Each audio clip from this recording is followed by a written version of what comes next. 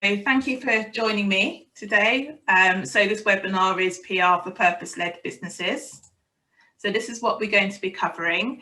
I'll start with a quick intro to me and my professional background. I'll then move on to an intro to public relations, a bit of clarification on what it is and what it isn't, the key benefits of social enterprises, which is obviously very important for you guys to get to know how PR can help you in your business growth, etc.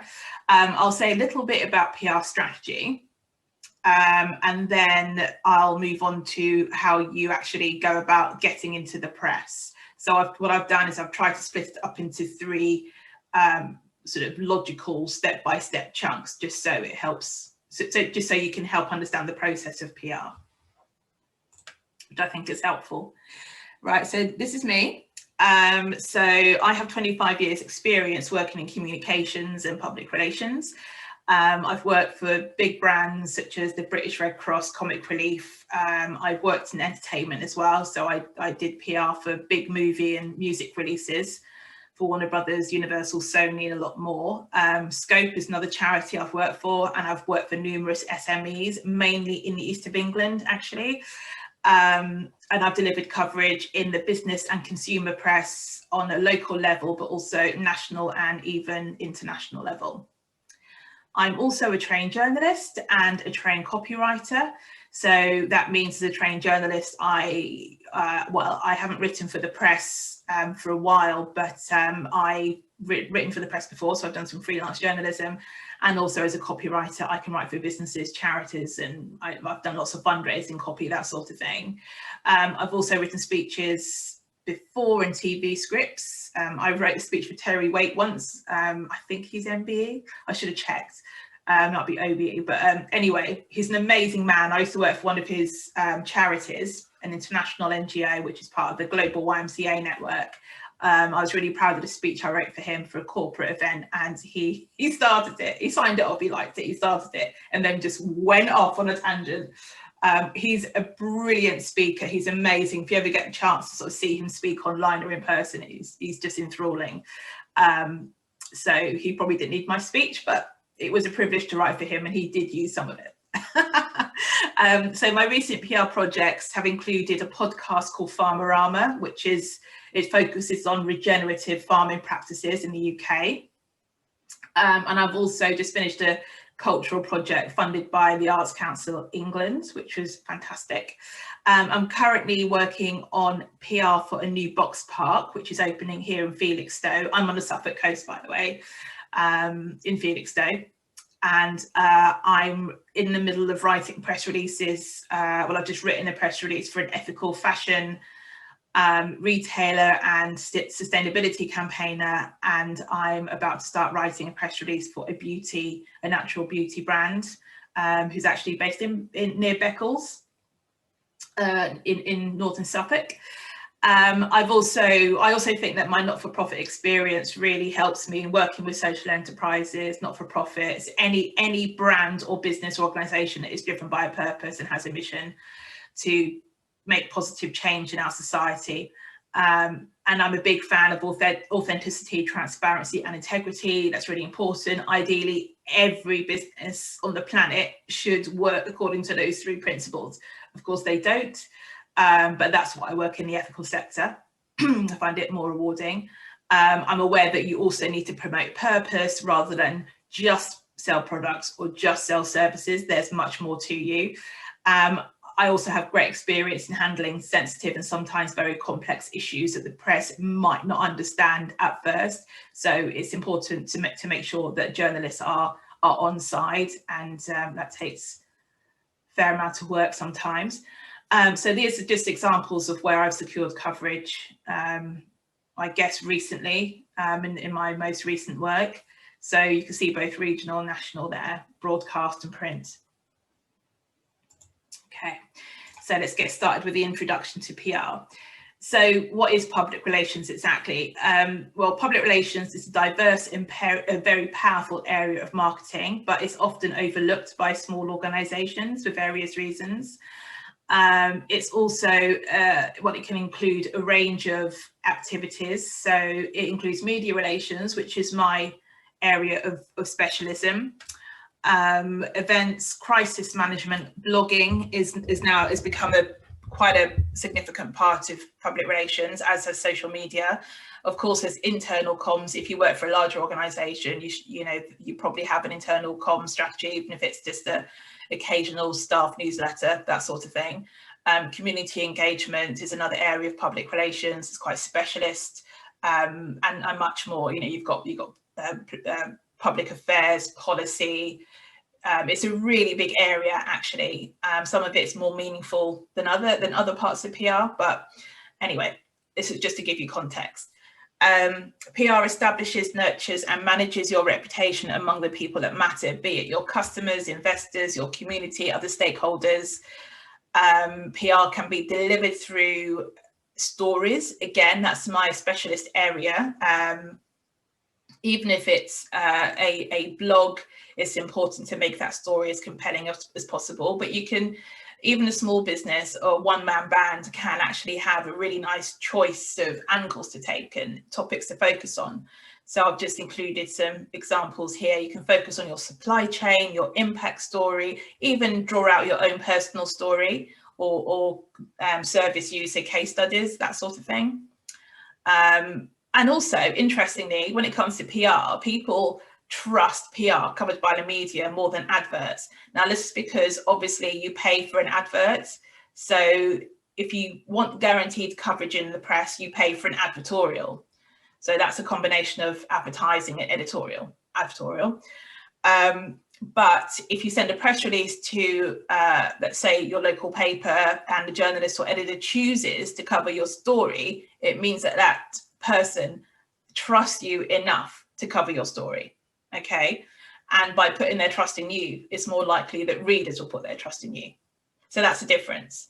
And a lot of people these days, people are very, very savvy, and they can tell the difference between paid for content, so advertorials, for example, because it's quite salesy, and normal editorial. So that's an important factor to consider. And also, public relations can trigger a big increase in sales and inquiries. Okay, a bit of PR myth busting. These are just a few examples of issues that I've discussed with clients and prospective clients. So a press release equals coverage. Unfortunately, that's not necessarily the case. There's lots of reasons why your press release may not be covered. Even at a local paper level, a journalist could actually have interviewed you. They could have been in the middle of writing a story or even finished the story, but then a bigger story comes in and it can literally knock your story off that web page or the printed page. There's a lot of competition to get column inches, and journalists get hundreds of press releases a day. It could be that it just doesn't quite fit what they're looking for on that particular day or that particular week.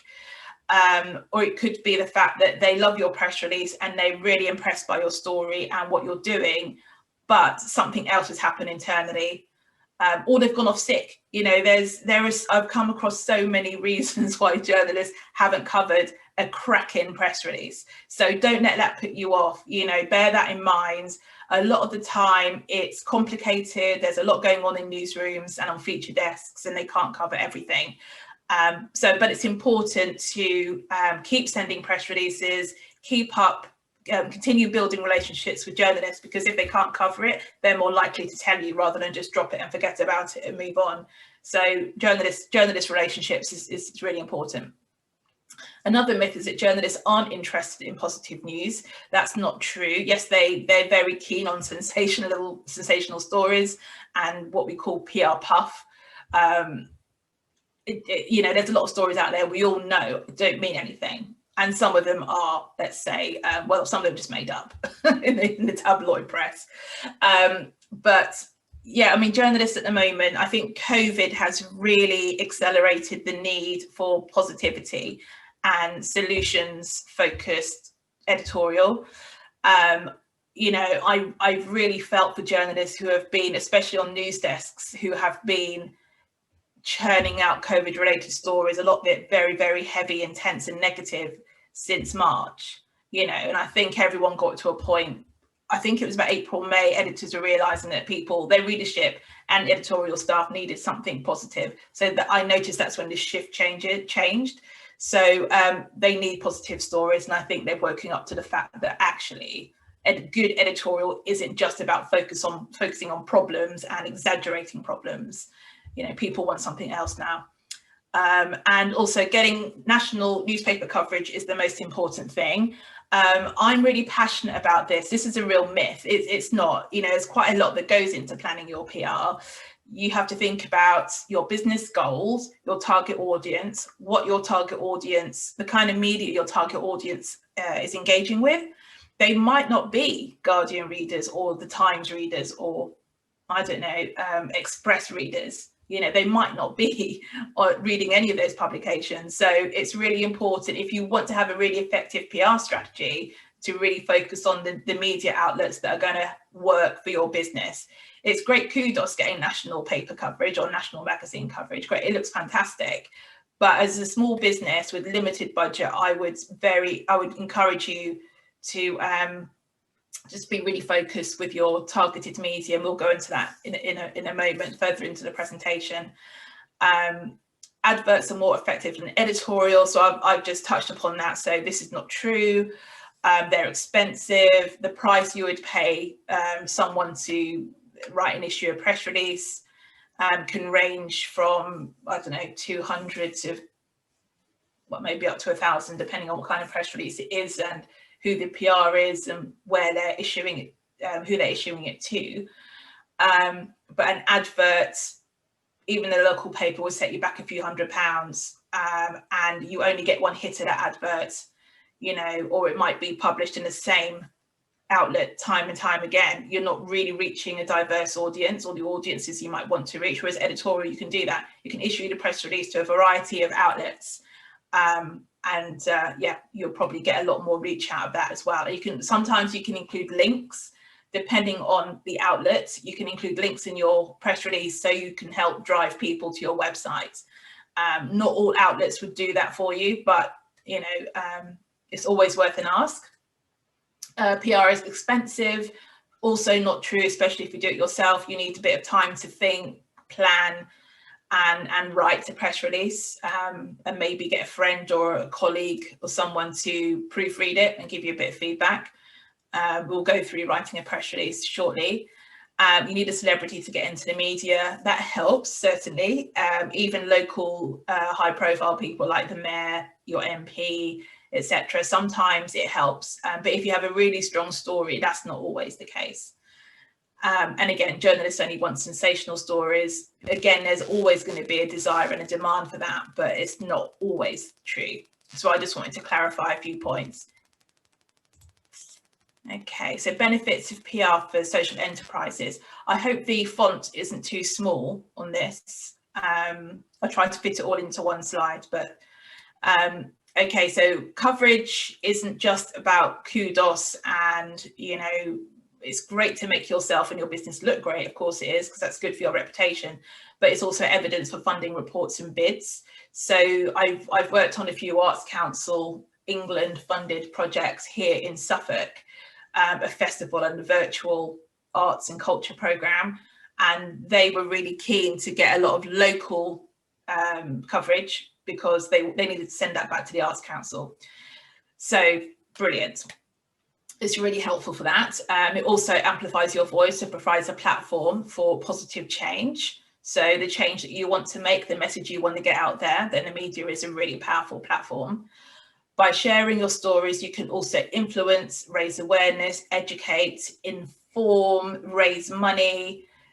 You know, again, it's not just about getting that profile. You can do a lot with that opportunity.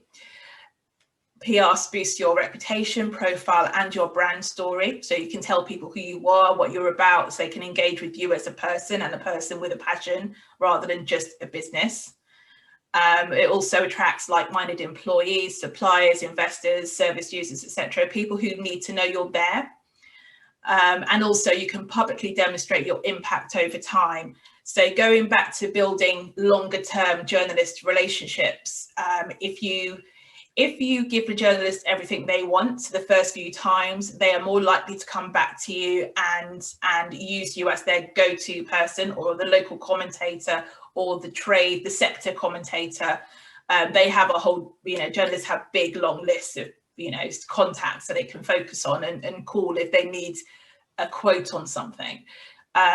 And also they'll come back to you to sort of almost check in with you. How are you getting on? How's your business doing? How many people have you helped? So in a way, I like to sort of see journalists as accountability partners. It's a little bit scary because the higher your profile gets, the more scrutiny you will be under. But if you can use that scrutiny not as a threat, but as an incentive, then it's all good, I think. You just have to make sure your ducks are all lined up, if that's the right phrase to use.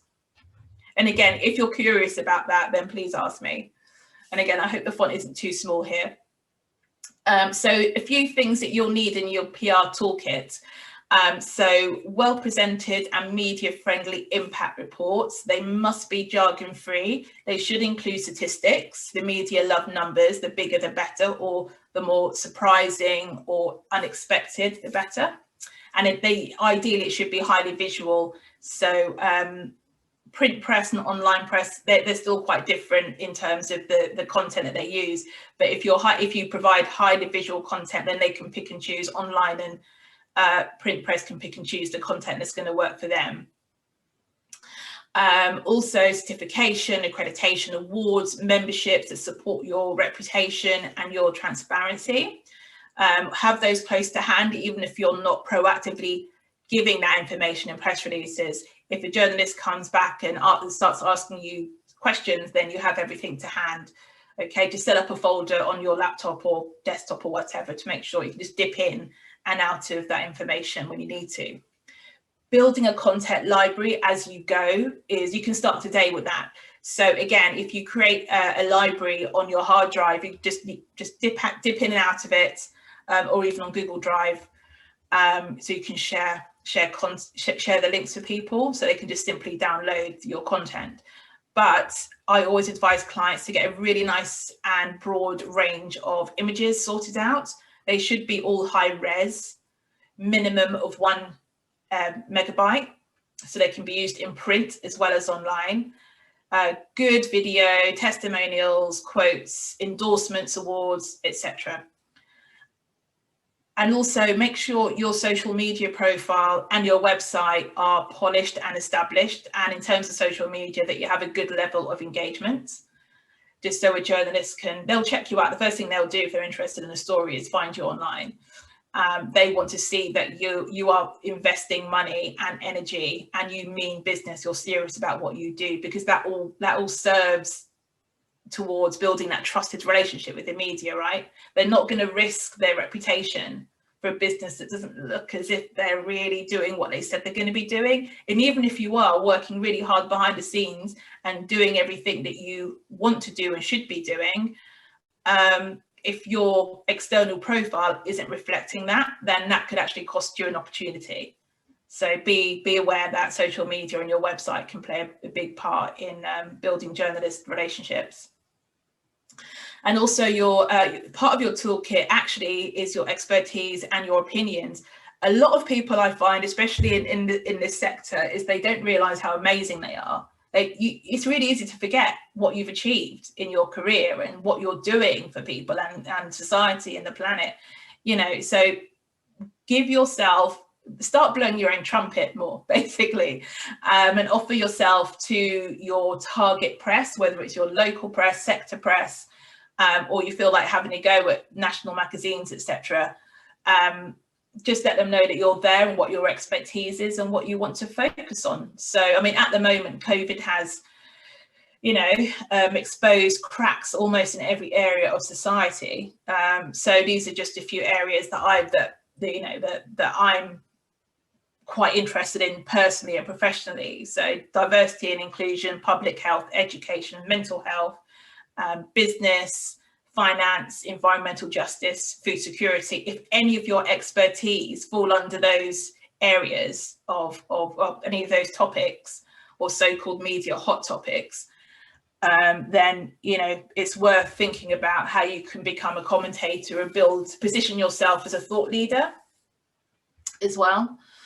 And also you need to move fast. So speed is important in your PR toolkit. If a journalist responds to a press release you've sent out, or they've seen something you've said on social media, they've asked you for further input, don't leave them hanging, make them a priority. Okay, I've had clients who unfortunately were really keen to get into the press, but then they failed to respond to my voicemails and emails and goodness knows what else, smoke signals, just to get them to respond to me, and they've lost an opportunity, so it's really important. So when you issue a press release, make sure you're ready and waiting and fully prepared to respond to a journalist. They'll love you for it because you're making their job easier, basically. Which is kind of what PR is in the way you're helping journalists deliver great stories. Honesty and authenticity obviously are very important. So if a journalist asks you how much you've achieved and what your targets are, be honest, but also it's always worth saying to them, look, we have achieved this so far or this year, but next year we plan to deliver X, Y, Z.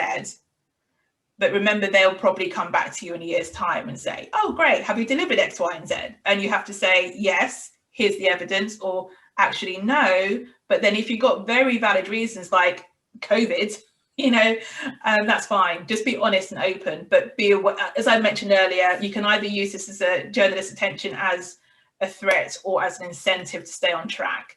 I know it's not always possible, but just be honest and open, then they can't it won't backfire.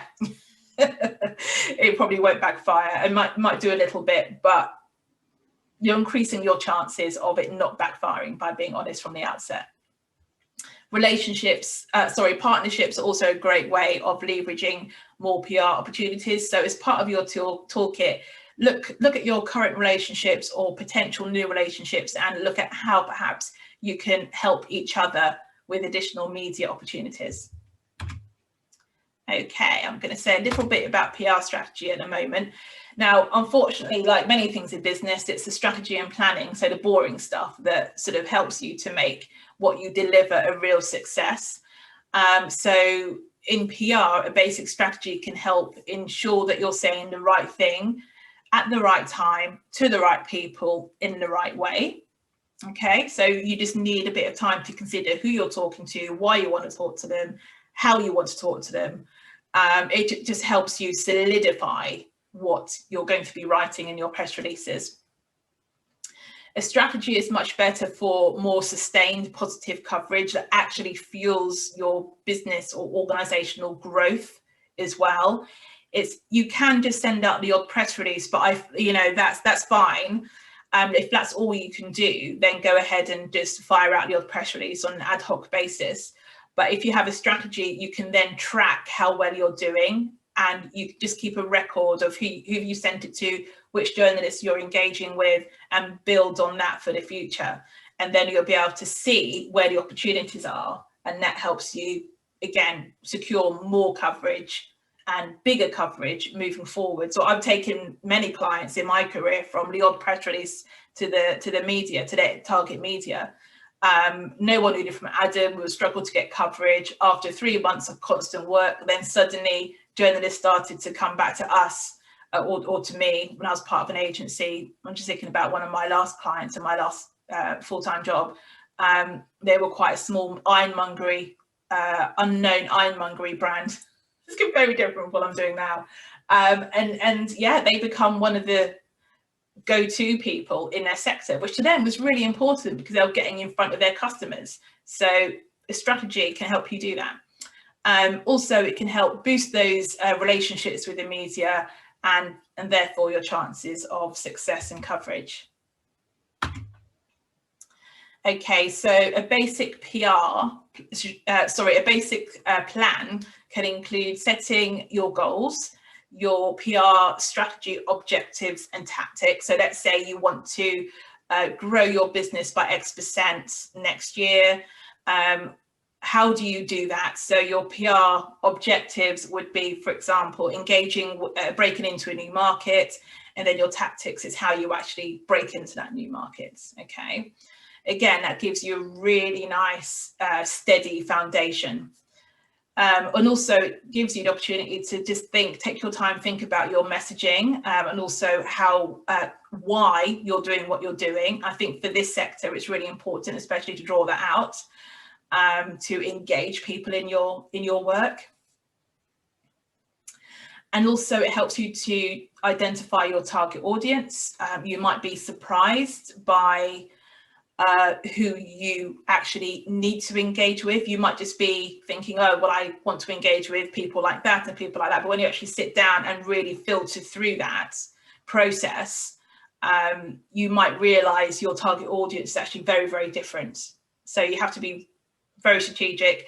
All of this will make your life easier in the long term. I promise it will. And it will actually probably, you'll probably have a few light bulb moments as well when you're going through a PR strategy. You can also plan your timeline, so that will enable you to take advantage of moments such as national awareness days or global awareness days like Earth Day, if you're in the environmental sector, Mental Health Week, big charity campaigns like Red Nose Day, Children in Need, the Macmillan campaigns. So there are big points throughout the year which you can then wind into your timeline. Okay, so you plan ahead. And a strategy will also enable you to identify your uniqueness. What's your USP, unique selling points? So a lot of people haven't done any of this before. This is actually part of your business planning, not just PR. So it can help, even if you don't want to do any press release writing or anything like that. This can actually help you with other areas of your work, fundraising bids, crowdfunding copy, all kinds of things. So yeah, it's worth doing it just to see what comes out the other end of this process. Okay, getting into the press. So generally, every business has thousands of outlets to choose from. So we've got print and a variety of print formats, outlets. Digital's obviously has exploded over the last sort of 10, 15 years. Websites, podcasts, social media, blogs, vlogs, and newsletters. Broadcast, TV and radio, of course. Events, now mainly virtual, obviously, but in person, I'm sure, I hope will come back. But there might actually be a really nice mix of virtual and in person from now on, because we're so used to doing everything online now. So talks, workshops, webinars, and there's also sponsorship. If you're thinking about getting your brand out there and you have the budget, then you can always look around for sponsorship opportunities. And there are tons at the moment because everyone's gone online. So yeah. And also in terms of your coverage, again, depending where your audience is, you can go for hyperlocal, which could be your village newsletter, your parish newsletter, local, which would be your nearest town. So if you're in Cambridgeshire, let's say, hyperlocal would be your local village newsletter, or even your town hall notice board or post office notice board, that sort of thing. So don't discount that if that's where your people are. Hyperlocal coverage is really, really important to you. Some places, I know there seems to be quite a lot of hyperlocal newspapers in Norfolk. So is it the Lowestoft Gazette? I've worked with them now and again. There's one in Swaffham, one in Kings Lynn. So that's hyperlocal. A local paper would be something like the Cambridge Independent or Cambridge News. Regional, of course, would be the whole of the East of England. So you're talking about ITV and Look East and maybe radio. And then, of course, you've got national and international. So there's lots to choose from. Right, so how do you find your target media? Now, I like to refer to this as target matchmaking because it is sort of like dating. But probably less traumatic, and you might get ghosted. In fact, you probably will get ghosted at some point, but at least it's not personal. I'm not speaking from experience, I promise. So media matchmaking is about finding the media that you need to be targeting. So again, it's all about being strategic, and this will help you filter out the outlets that probably won't be relevant to your press release. And indeed potentially your whole business. But that's great, because you don't want to waste your time writing a press release, sending it to outlets that aren't going to reply, or there's no point in you doing it, especially as a small business. So in order to save your time and sometimes money, it's worth doing this as part of your strategy work. So you begin by looking at the media that your audiences are likely to be reading, watching, and or listening to. And then you with that in mind, you then go on to find the titles that cover the issues that you deal with. So some of your audiences might be Guardian readers, okay? But you have to make sure that the Guardian would also work for you as a business as well. So that's why it's a bit of an equation here. So when you've defined those titles, then you move on to creating a list of those media titles, so you have a permanent record. And also things change a lot in the media, journalists move around, so keep that document to hand so you can update it as you go along. And then you move on to sourcing journalist contact details, and you don't need to subscribe to any expensive media databases. You really don't. A lot of them, I'm just going to be honest, a lot of them I think are a complete rip-off, and you just don't need to spend thousands of pounds. But I'm going to show you how to do it for free. And I do this a lot as well. And I've been doing this a long time, but journalists change jobs a lot, especially right now with COVID. So you need to keep track of them. It's not easy at the moment, I have to say. But as a quick guide, these are the people you need to be engaging with: print and online, written press, so basically written articles, journalists and editors. Broadcast, you're looking at trying to contact planners, researchers, presenters and producers. At local level, presenters are normally really accessible. That's not the case on national level, unless you've worked with them before and they know of you. Even then it can be tricky, because at that level, they're just so incredibly busy. Podcasts, you're looking for producers and presenters. Okay, I use Twitter, LinkedIn and Instagram to find journalists. Freelance journalists move around a lot, but they're really, really important contacts. So they often write across all of the broadsheets, or lots of women's magazines, or lots of trade magazines. So yeah, we just have to keep track of what they're doing. Also on Twitter, and this is really, really helpful, is a lot of journalists post a request. If you went on straight after this webinar and typed in #journo request, so that's JOURNO request, all one word, as a hashtag, then you would see all these results just filter down of journalists looking for people to take part in stories, or they're looking for products, that sort of thing. So I've actually saved that hashtag, and I get updates by email as well, just so it just makes it easy for me, so I can help out my clients and students if they need a bit of help and guidance. And also you can get a real flavour for what journalists are into on a personal and professional basis. So even if someone writes just about finance on a personal level, so on Twitter they might be posting about, hey, I'm looking for someone to talk about how an SME has bucked the trend in COVID, and they've tripled their workforce, and they're doing amazingly well with client contracts. But on Instagram, they might be a real foodie, okay? So I like to look at both, and if I have a story about food and not at all about SMEs bucking the trend, then I'll still, I might still pitch to them and say, hey, look, I know you're right for the FT, but it's likely that they've written for other publications as well, and they have a lot of contacts. So, and it's also nice to mention in your pictures as well, oh, I really liked your amazing new dish on Instagram the other day. I know it sounds a little bit cheesy, but it all works. It does work. They like to know that you've checked them out before you've emailed them a lot of the time. Okay, so also check out program and publication websites. There's often an About Us or Contact Us section. You might not get the journalist direct contact details, but there will be generic emails there, such as hello@ or newsdesk@ or features@. So go ahead. In fact, at the moment, journalists are working from home a lot. Written journalists, broadcasts are obviously in the studio, so that's different. But people who are working from home obviously aren't sitting on the same desk as their colleagues, and you know, there's a lot to be said about not being able to just to sort of say, hey, have you, you know, what are you doing? Have you heard about X, Y, and Z? They can't communicate as effectively as they would be. So sometimes it's actually really beneficial to use that generic email address, because it's likely to filter through to all the journalists working on news that day, or there'll be someone receiving that those emails and filtering them through and passing them on to individual journalists. So that, you know, things have changed a lot during COVID, and I wouldn't normally recommend working that way, but you know, things change, so not a bad thing, I guess. And also try and follow journalists who have covered one of your stories or similar topics before. If you're really struggling to find someone, just use Google. For example, type in the search term journalist metro mental health if you're looking for a national paper article on the issue of mental health.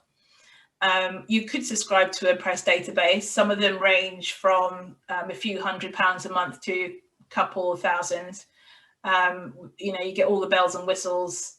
Again, if you don't have the budget, then just don't do it. I don't subscribe to a press database. I have a solid press list that I work on and update all the time. So you don't need to do that. And also ask around colleagues, associate, friends and family.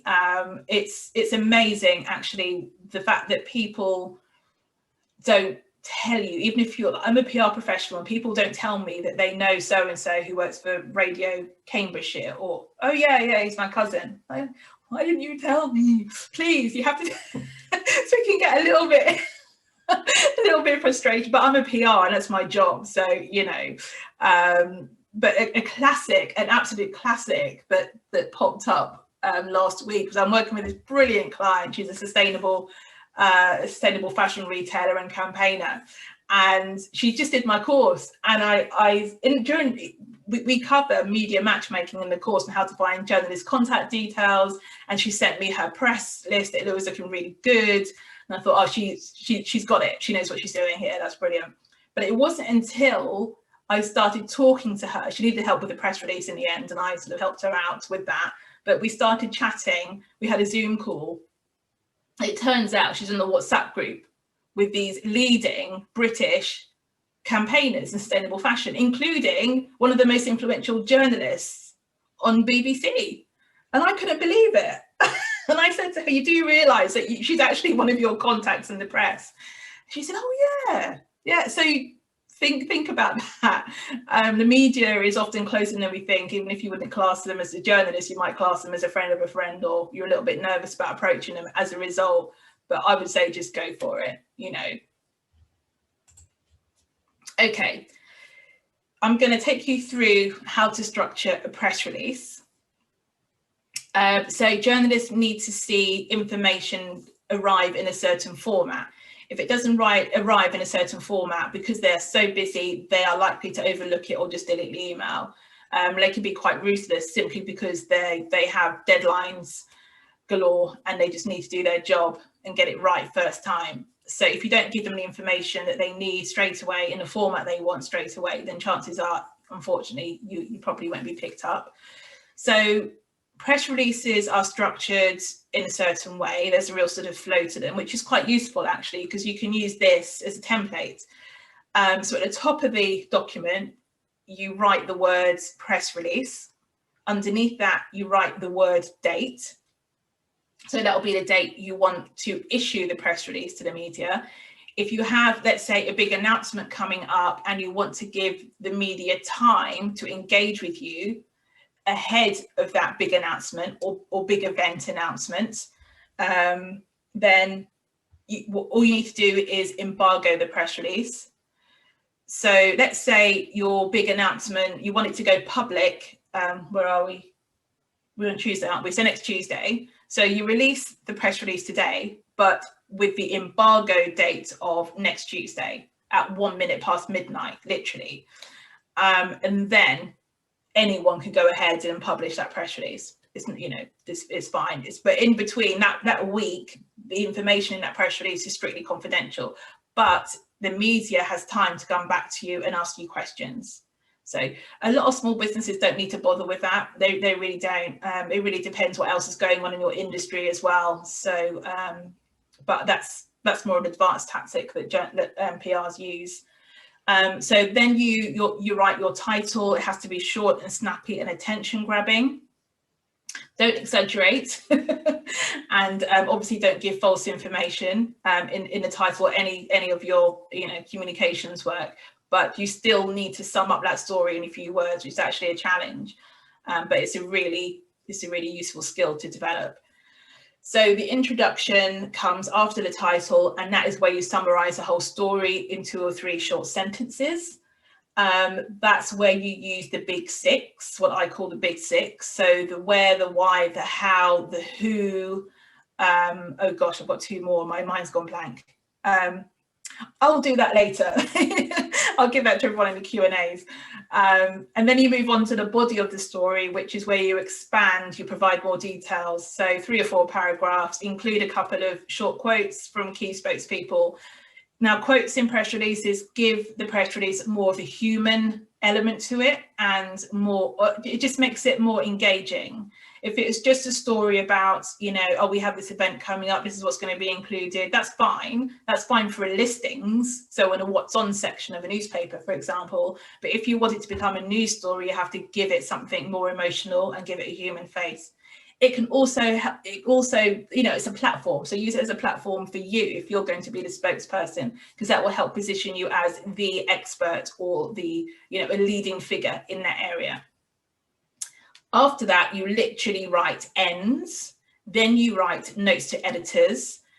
After that, you write for more information, contact, then add the person who's going to be the media liaison person, could be you, could be a colleague.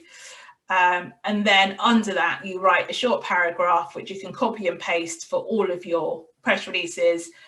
You can offer a bit of business background, history, locations, awards, accreditations, that sort of thing.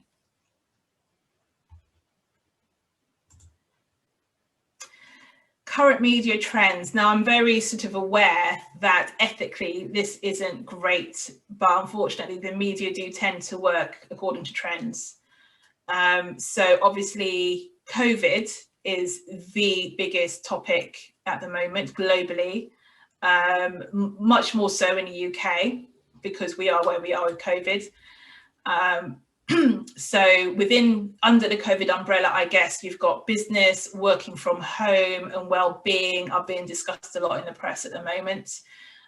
Innovative solutions, if you're in hospitality or in travel, staycations, I think are going to be really big again with people booking already for next year, but within the UK. So now's the time. I know we have Christmas coming up, but if you're ready with a press release in the new year, just to encourage people to book a UK holiday, then the staycations theme is still very relevant. And of course, positive news stories. I think the Sun and the Mirror run regular sort of positive news story, community kind of grassroots type stories. I've got an example coming up in a moment, so look out for those as well. Black Lives Matter, obviously there was a massive resurgence earlier this year. It has sort of ebbed away a little bit, but it's turned into a very sort of solid, forthright movement. So if you do work in diversity and inclusion, racial injustice, the media are open to that, much more open than they've ever been. It's incredible, actually. And some of them are making internal changes as well in terms of their staffing. So that's absolutely huge. Obviously, this is a really, really, really sensitive area. So I would recommend, unless this is directly connected to what you do, you shouldn't really tackle this one. And that applies to lots of other things, healthcare, sensitive areas in healthcare, for example. Climate change, of course, is an ongoing topic that the media are interested in. A potential no-deal Brexit, that could change by later today, who knows? It changes all the time. Felixstowe-Port's been in the BBC basically for being in complete chaos because of Brexit. They're not ready, and the whole supply chain is being impacted. So there are lots of business stories around that as well. You might be able to offer solutions to this, or you might be dealing with people in a sort of well-being capacity who are feeling the heat of Brexit a little bit. So there's all kinds of angles you can take to Brexit. And of course, we've got the current lockdown and Christmas, so the so-called unusual Christmas that everyone's talking about right now, and the media are very aware of that. Just a note, when it comes to end of year Christmas stories, a lot of the print press have already got their Christmas content sorted out. Magazines start way back in July. You know, the monthly magazines, the monthly glosses start way ahead of time, and they had that all tied up by August, September. But the online press is still open to Christmas related stories. Now, when it comes to format, now COVID has had a big impact on how what we provide the media with, and I think this is actually one of the positive impacts of the positive effects of COVID on the media. The media are now a lot more open to clips from video conferences, summits, online product launches, for example. Before COVID, they would have basically said no way, it's not good enough quality. But now they've had no choice. But as a result, that's opened lots of doors to small businesses because they can create great content on a pretty small budget. And also, you know, they're doing live interviews every day, all day. So that's great as well. Okay, I've got a few examples of small businesses in the media. So Arteat is a CIC. It's basically, they're called, I think they're Arteat Event CIC. They're one of my clients. I did some work for them for their first ever festival in Ipswich on the beautiful waterfront in Ipswich called Art Eat. It was a free festival funded, I think almost fully funded by Arts Council England. I don't know if you can see my cursor, but the two ladies in the photograph on the right are Daisy and Iona. So Daisy and Iona are two amazing, highly creative, driven, ambitious and very passionate women. And they wanted to bring a more of an urban, trendy feel to Ipswich, which quite frankly hasn't done great in that area ever. But now things are changing in Ipswich, you know, it's for want of a better term, it's up and coming. But these ladies sort of wanted to bring a really sort of different kind of festival that would attract a different kind of audience, and all ages, all ethnicities, people from all walks of life would be welcome, and it was completely free. And as in the run up to the actual festival, they did lots of art community programs. This was a time when I started, they asked me to help them with their PR because they were struggling. So I got involved at a time when they were looking for more corporate sponsorships. So I wrote a press release and got it into one of the local business supplements, and that helped them raise their profile. And of course, it's, you know, this would have been included in their report to the Arts Council. So, and on the left-hand side is a gentleman called Everton Wright, or Eve Wright. He's an artist. He's actually based in South London, but he's worked quite a lot with Daisy and Iona in Ipswich before, simply because he has certain expertise. He comes from a graphic design background. So, so this is a Black Panther inspired mural that went up in Ipswich in July. It was created by a group of local young people in the Ipswich area. It was all done by Zoom, so he ran online workshops by Zoom. And this was after lockdown, where they were able to go out and paint it. So that's actually in Ipswich now on the waterfront, and it'll be there for a long time to come, which is amazing. Again, this is a very new style for Ipswich. And that was all funded by the Arts Council via Arteat CIC. Okay, so I did some research yesterday when I had the list come through of who had signed up to this webinar. I wanted to choose some examples of cuttings which would resonate with some of you. So I understand, I don't know if you're here now, but this is great local press coverage in the EDP, which is a Norfolk paper, for a charity, or sorry, a business that's helping to prevent homelessness. I'm sorry, I don't have the name right in front of me, but you definitely signed up to this seminar. So when I saw this, I thought, wow, this is perfect. I need to include this in the presentation. I couldn't include the whole article here, I'm afraid, but if you Google that headline, you'll find it. So that's a great example of a really good, solid business story. And that's great for reputation as well, you know, and if you want to attract corporate partnerships in the future, corporate money, let's say, then corporate funding, then this kind of thing is perfect, and it helps raise awareness of the issue at the same time. Now, the one on the right, BBC News, this was about an online therapy group. This was similar to something that I PR'd at the beginning of lockdown, but it was a bit more niche. It was sort of world music, so it wasn't as relevant. Well, it was, sadly, it wasn't of interest to the mainstream press. But this kind of thing was, because they're focusing on dementia, which the press is really interested in writing about at the moment.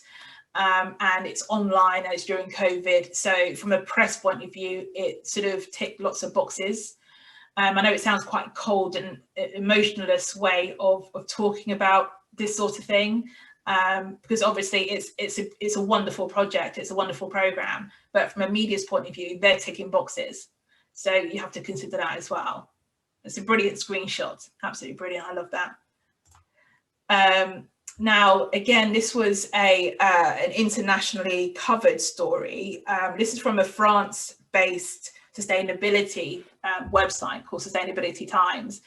Now, I think this was a British press release, but they've missed out the U. And as a trained writer, trained journalist, I don't know, it sends my blood pressure up a little bit. So this was a study that got lots of coverage about how green spaces can help people quit smoking. Some of you might have seen it. It got quite a lot of coverage, especially in print. And this goes, this is just, you can use your own research and your own surveys. When you do run a survey that you want to use in your PR, I recommend aiming for a respondent number of about 1,000. And it sounds like a lot, but you can find 1,000 people, or maybe you'll probably need to find more than that in order to get 1,000 responses. But typically you might get away with 700 to 1,000, but a lot of journalists won't take any survey results seriously unless you've got a really solid base of respondents there. Okay, so this is the example I mentioned earlier. The Mirror has a regular community corner section in their newspaper. Now, the lady I mentioned earlier on, Daisy, this was another of her projects. It was a global music and arts and cultural online program, and I took an aspect of that story which I thought was the most quirkiest and media friendly, and that was a telephone jazz sing-along service by an amazing vocalist in London. So she was inviting care homes and older people to call her on a number and request a jazz number that she would sing to them live down the phone.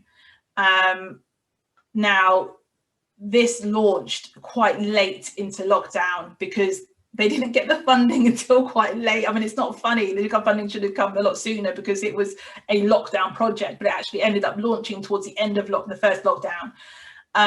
So the timing did influence, I think, the popularity from a press's point of view, because I think this story could have gone bigger.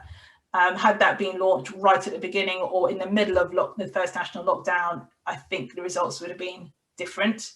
But nonetheless, getting a small a small arts project like this into a national paper where you have millions of people seeing it is a real achievement.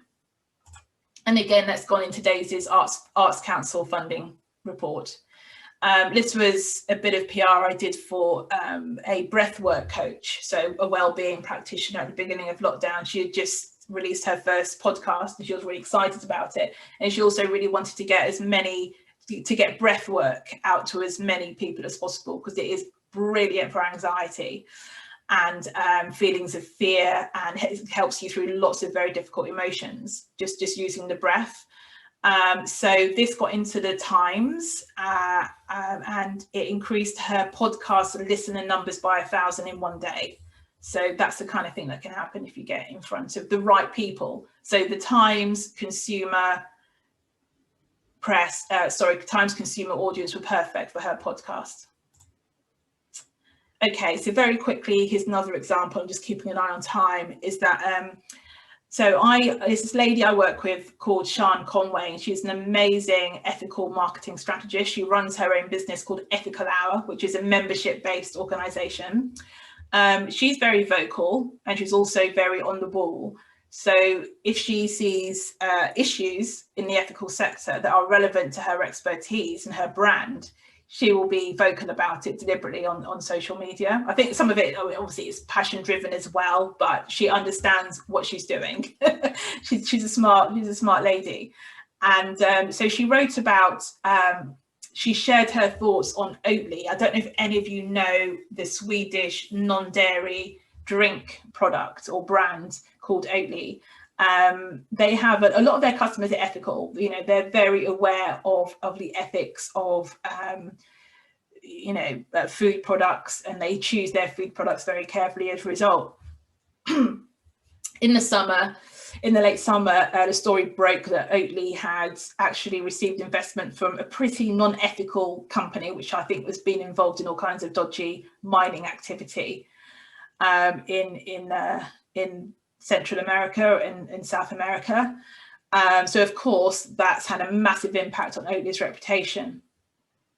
You know, this is not the audience that you want to risk your reputation with, because their customers are the serious ones. You know, they're the ones who will pay an extra £1 for an ethical product when it comes to everyday food consumption. So that had a massive impact on the reputation. Sian went on Twitter, shared her thoughts about it, and she was picked up by the global news website Vice. And the last time I looked at their readership, you've got, oh my God, a few million people, maybe into the tens of millions of people reading some of their website. So even if you see she's got a live link through to her website as well, even if this only reach 5 million people, you know, it's huge, absolutely huge. But you have to be careful with things like this.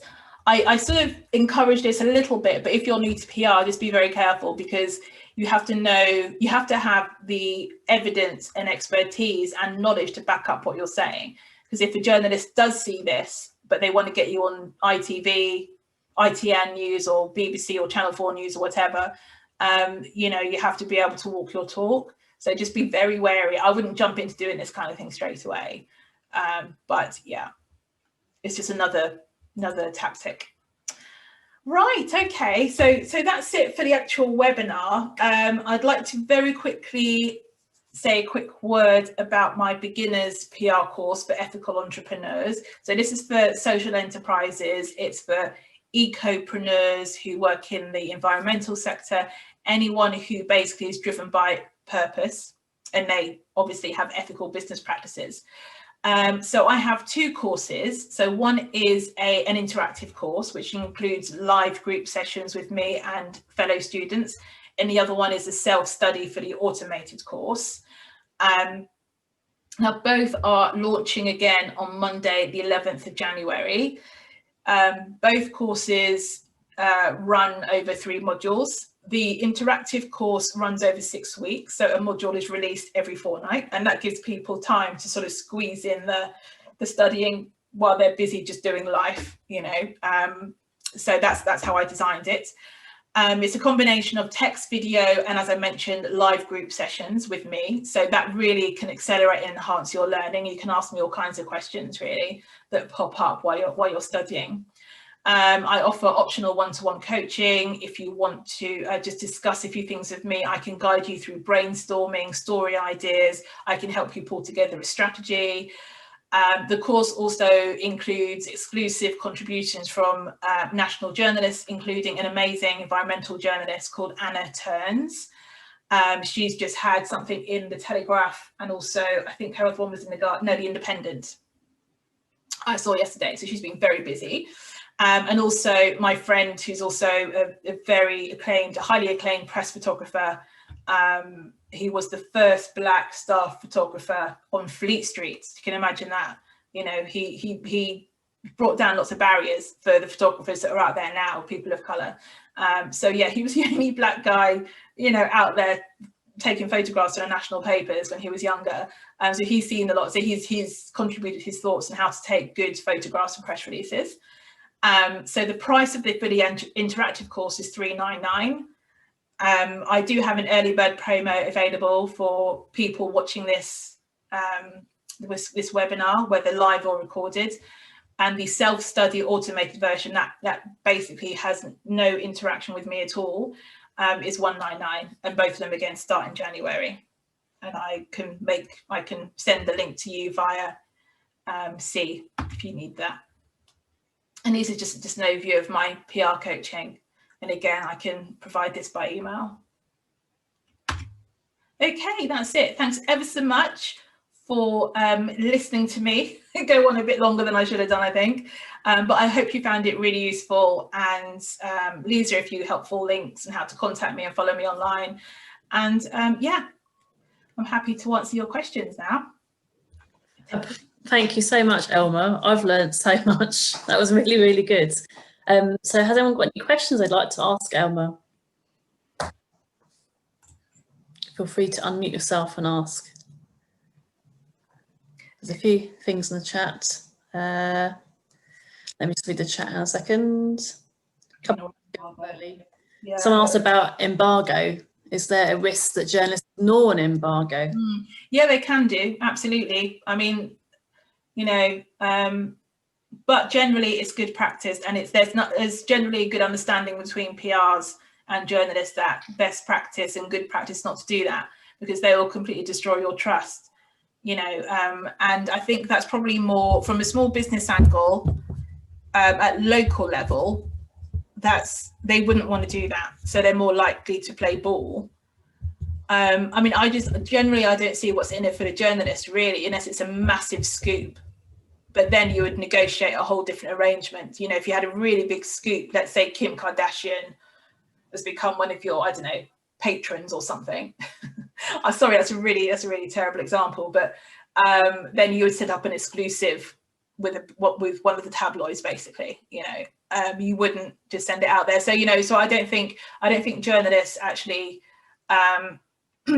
they very rarely break embargoes, based on my experience and my colleagues and friends' experience in the industry. So I would just go with the fact that they're going to trust you, unless you've got a really big story. Then yeah, don't worry about that. Go ahead and try it out. Okay, great. Maz has asked, oh, very kind. Thanks, Elma. What shout out hashtag would you like us to use to say publicly thank you for your advice? Oh, Okay. oh my God, I hadn't thought of that at all. I don't know.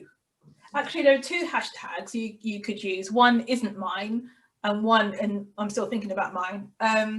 So I mentioned Sian Conway earlier on. She's just launched a really very effective social media campaign, which is hashtag shop ethical instead. And anyone who wants to support that campaign or promote their own products, if they're selling products for Christmas this year, yeah, so it'd be great if you could use that just to support the whole community of ethical businesses who are using that hashtag. Or in terms of me, oh yes, okay, so maybe I haven't got my social media manager here, so I don't know what to say.